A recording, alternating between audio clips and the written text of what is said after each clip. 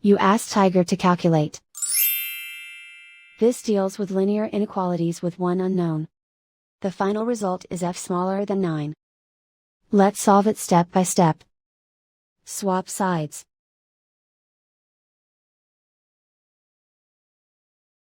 Isolate the f.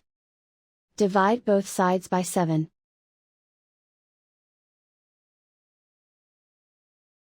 Simplify the fraction.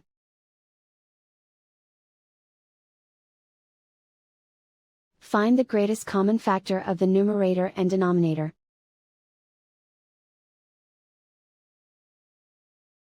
Factor out and cancel the greatest common factor.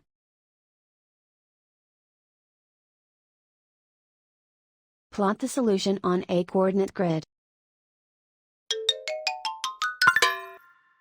And so the final result is f smaller than 9.